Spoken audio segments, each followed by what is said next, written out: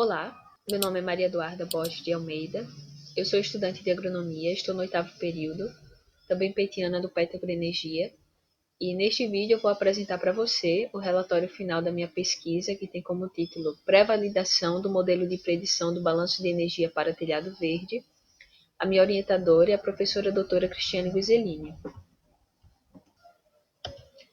Bom, como introdução, vou falar um pouco sobre o telhado verde, que pode ser definido como uma técnica que se baseia na utilização de vegetação na cobertura de edifícios, tanto residenciais quanto empresariais, como podemos ver na imagem que está sendo mostrada.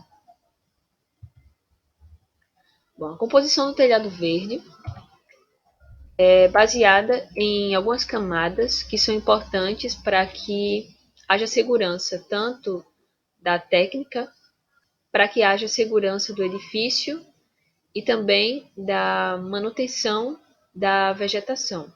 Então temos a laje, uma camada de impermeabilização, 2 camadas de manta de drenagem, uma camada de drenagem, o substrato e a grama. É importante também destacar que deve-se fazer um estudo para saber qual o peso que o edifício pode comportar. Baseado nisso, temos então a imagem do balanço de energia, uma ilustração. Podemos observar que quando há a presença do telhado verde, além do impedimento físico, por conta daquelas camadas que eu já citei, há também a evapotranspiração por conta da fotossíntese, quando a vegetação absorve o calor proveniente do sol e, no caso, o calor que é passado para o edifício nos cômodos internos. Há um balanço de energia nos cômodos internos, a depender da absorção do calor por parte do edifício. Nessa outra imagem também mostra o balanço de energia, comparando uma laje convencional sem o telhado verde e uma laje com o telhado verde. Então, no RN podemos observar que está relacionado ao saldo de radiação, o H ao calor sensível, o LE ao calor latente e o G ao fluxo de calor no solo. Podemos observar então que há uma diferenciação entre o calor sensível e também o calor latente, principalmente nessas duas imagens. Isso está relacionado que, quando a superfície não tem o telhado verde, o valor do H é maior do que o LE. Isso quer dizer que mais energia é usada para o aquecimento do ar. No entanto, quando há a presença do telhado verde, uma maior quantidade de energia é utilizada para mudar o estado físico da água. Isso podemos ver nessa imagem que o calor sensível, o H, é menor do que o calor latente, ou seja, menos calor é transferido do telhado para a construção, e isso resulta no menor consumo de energia por parte do prédio, com relação à utilização, por exemplo, de ar-condicionado. O objetivo geral foi validar o modelo de desempenho térmico de telhado verde obtido em função da evapotranspiração de referência com dados experimentais. O objetivo específico foi validar o modelo de simulação proposto por Omar e colaboradores no ano de 2018 com dados experimentais. Bom, com relação à metodologia, a pesquisa foi realizada no edifício garagem do empresarial Charles Darwin, o clima classificado como do tipo AS', tropical chuvoso. Na imagem podemos observar ao lado esquerdo o edifício quando não tinha o telhado verde, no lado direito, quando já havia sido implantado o telhado verde. Vale destacar a parceria com a construtora Rio Ave. Foi instalado na laje do edifício uma estação meteorológica automática, para que assim pudéssemos ter o registro dos dados relacionados à precipitação pluviométrica, à velocidade de direção dos ventos, à pressão atmosférica, etc. Esses dados foram trabalhados em algumas equações, que eu coloquei para vermos então alguns exemplos. Então, o balanço de energia, o fluxo de calor do solo, também a equação da evapotranspiração de referência, que nesse caso os dados foram utilizados para representar o calor latente. Também a equação do calor sensível, a equação do saldo de radiação e a equação da razão de Bohr. As diferenças foram determinadas pelas diferenças médias dos valores obtidos, assim como a relação entre elas estabelecidas e comparadas por análise de regressão. Então, nessa tabela, foi feito, então, uma comparação entre os valores referentes à variação média mensal e anual da temperatura média do ar, saldo de radiação, a precipitação e umidade relativa do ar, comparadas à normal climatológica. Então, podemos observar que no mês de março, para a normal climatológica, e dezembro, para os dados obtidos relacionados à temperatura do ar, podemos observar, então, nessa tabela, que eu destaquei alguns valores. Então, com relação à temperatura do ar para a normal climatológica e ao dos dados obtidos, os meses de março e dezembro foram, respectivamente, os meses que obtivemos os maiores valores.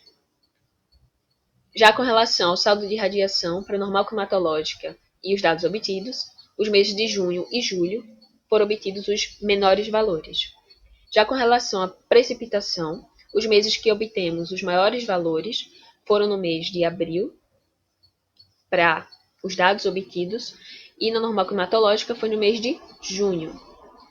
E com relação à umidade do ar, observamos que os meses de abril a agosto foram que obtivemos os maiores valores, tanto na normal climatológica quanto dos dados obtidos. E isso daí está se referindo também aos meses que foram obtidos maior valor de precipitação nesse mesmo período.